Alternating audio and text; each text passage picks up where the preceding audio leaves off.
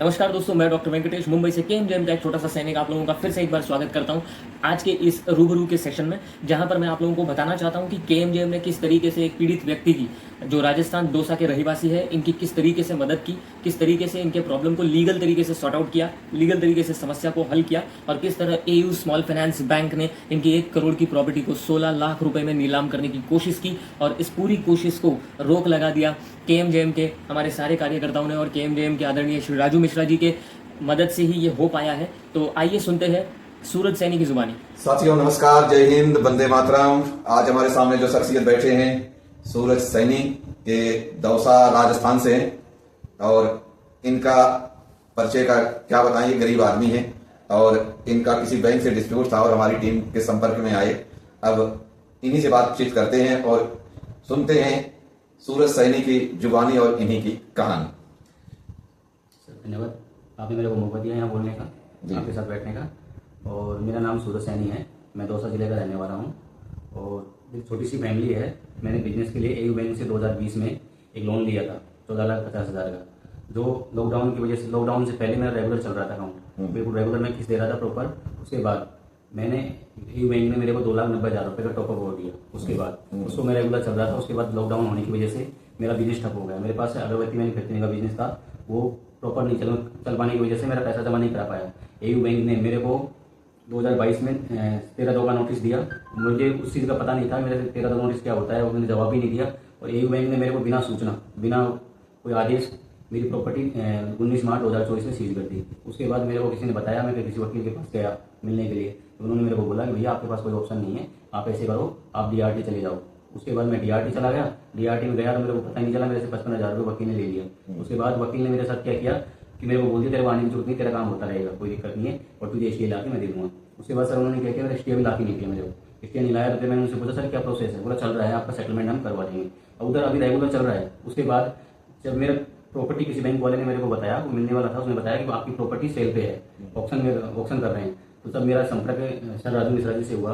मैं बहुत बहुत तहे दिल से धन्यवाद देना चाहता हूँ सर आपको, और मैं आभारी भी हूँ आपका इस चीज़ के लिए कि आपने मेरा ऑप्शन रुकवाया। उसके बाद मुझे उम्मीद लगी, और मैं आपके केएमजेएम से डीसी शास्त्री जी हैं और विश्राम चाचा जी हैं, जो मेरे रिलेशन में हैं, वो अच्छे आदमी, उन्होंने मेरी हेल्प की। और उसके बाद मेरा ऑप्शन रुकने के बाद मुझे ऐसे लगने लगा, हमने आवेदन किए, आवेदन करने के बाद ऐसे लगने लगा कि अब मेरा 100% सारा काम हो जाएगा, मतलब क्लियर लोन, मेरा जो भी है लोन का प्रोसेस। तो सूरज जी, आपको ये कैसे पता चला कि हमने आपका ऑप्शन रुकवाया, या आपको ऐसे ही मान लो हो सकता है कि आपका ऑप्शन हुआ हो और आगे खरीदार में मिला हो, ऐसा भी तो हो सकता है? नहीं सर, कुछ भी ऐसा नहीं है। ऑनलाइन पोर्टल पे मैंने एयू बैंक के जो मेरे चाचा जी हैं, उन्होंने मेरे को निकाल के दिया था पेपर। उसके अंदर 16 तारीख को ऑप्शन था 2 बजे के, और 2 बजे से लेकर शाम को 5 बजे तक का ऑप्शन था। तो उसको देखा था, फिर दूसरे दिन हमने उसको ऑप्शन जैसे 2 बजे से पहले सिस्टम से खत्म हो गया था ऑप्शन, वहां से, मतलब जो एयू बैंक की जो मेन साइट थी वहां से हट गया था बिल्कुल। उसके बाद बैंक ने मेरे साथ क्या किया है कि बैंक ने मतलब किसी थर्ड पार्टी, मतलब कोई ब्राह्मण है पंडित, उससे मिलके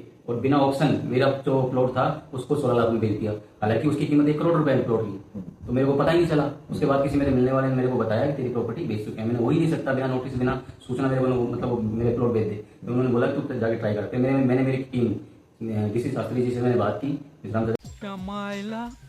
बाबू भाई ऐसे डायरेक्ट बाबू तेरा तो गेम बजाना पड़ेगा। मैंने ऐसी बातों उन्होंने मेरे को गाइड किया।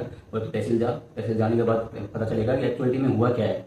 वहाँ पे जाके मैं तहसील में गया, तो तहसील में जाके मैंने बाबू से पूछा, मैं इस नाम की रजिस्ट्री हुई है? उन्होंने बोला कि हाँ भैया रजिस्ट्री हुई है। उन्होंने सर इसमें क्या करना पड़ेगा नकल निकलाने के लिए?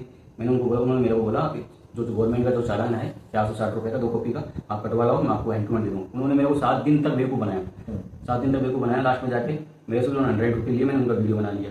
वीडियो बनाने के बाद मैंने उनको बोला सर आपने मेरे साथ फ्रॉड तो पहले कर दिया, और आपको एक नकल देने में मेरे को 7 दिन में इतना टाइम क्यों लग रहा है भाई? आप पक्ष रखो। तो मेरे ये फंस गया सीएम, इसे पार्टी की मीटिंग समझ के फंस गया। तो आप अधिकारी हो, लेकिन आपको समानता रखने का अधिकार है। आपको कम से कम सोचना चाहिए मेरे को परेशान कर। मैं पहले डिप्रेशन में बहुत ज़्यादा हूँ, हालत खराब है मेरी। और मुझे इतना पता है कि सर कि आने वाला कल जो मेरा लोन का जो समाधान भी होगा, मेरी प्रॉपर्टी जो उन्होंने बेची है, और मैं कोर्ट की कार्रवाई के हिसाब से, जो सर राजू मिश्रा जी हैं, उन्होंने मेरा आगे का प्रोसेस जो भी सिस्टम है वो चल रहा है कोर्ट कार्रवाई के लिए, और मैं आगे कार्रवाई करूंगा और आगे जो भी होगा देखा जाएगा। तो सूरज सैनी जी, ये सारी जो आपकी प्रक्रियाएं मेरे द्वारा या मेरी टीम के द्वारा किया गया, जी सर, क्या इससे आप पूर्ण रूप से संतुष्ट हो? यही नहीं, अभी और सुनिए। बिल्कुल सर, पूर्ण रूप से संतुष्ट हूँ। और उसके साथ साथ मैं धन्यवाद भी देना चाहूँगा अपने केएमजेएम को, आपको सर। और मैं नहीं मानता। और क्या नाम है ऋषि शास्त्री जी को, सभी को, कि उन्होंने हमारा मनोबल बढ़ाया, क्योंकि मैं इतना टूट चुका था कि मेरे पास कोई ऑप्शन नहीं था।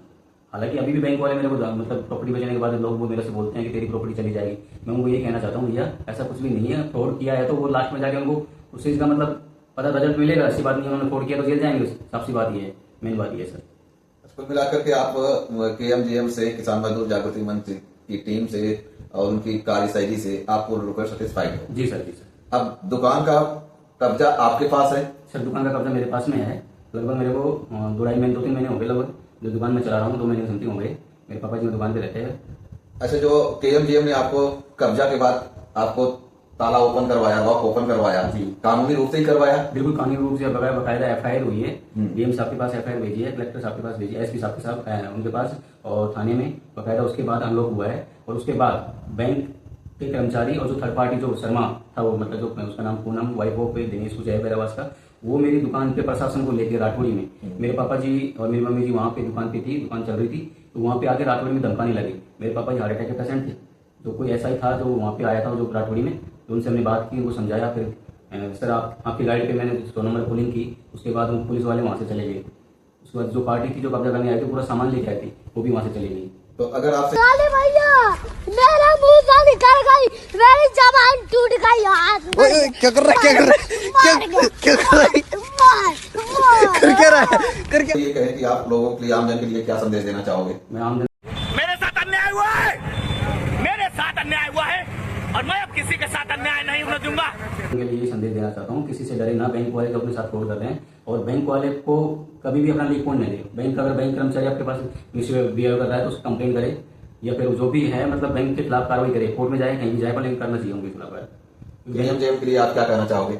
मैं केएमजीएम के लिए सर धन्यवाद देना चाहूँगा तहे दिल से, और शुक्रगुजार रहूँ कि ऐसे अगर संगठन हमारे साथ में हो तो किसी मतलब गरीब आदमी की हत्या ना होगी, बिल्कुल भी नहीं होगा कुछ ऐसा। ठीक है सूरज जी, बहुत बहुत धन्यवाद आपको। आप हमारी जाते जाते आप लोगों से मैं इतना ही कहना चाहूँगा कि केएमजीएम हर लड़ाई कानूनन तरीके से लड़ता है, हर लड़ाई पेपर से लड़ता है, और कानून जो होता है वो कागज़ का भूखा होता है। हमारे पास हर पेपर है, हर वो आवेदन है, हर डॉक्यूमेंट्स है जिसका जवाब ना तहसीलदार के पास होता है, ना डीसी के पास होता है, ना डीएम के पास होता है, ना बैंकों के पास होता है। तो जब जवाब नहीं आता है तो कार्रवाई आगे बढ़ नहीं सकती। तो उस तरीके से कानूनन कार्रवाई को केएमजीएम कानूनन तरीके से रोक लगा देता है। वो सारे आवेदन हमारे पास है। तो मैं आप लोगों से इतना ही कहना चाहता हूँ, ऐसे सूरज सैनी जैसे किस्से हमारे पास बहुत सारे हैं, एक एक करके मैं आप लोगों के सामने लाता रहूँगा इसी वीडियो यूट्यूब चैनल के जरिए। तो आप लोग हमें सब्सक्राइब कीजिए, हमारे साथ जुड़िए, और जितना जल्दी हो सके केएमजीएम के साथ जुड़िए और हमें फॉलो कीजिए। जय हिंद।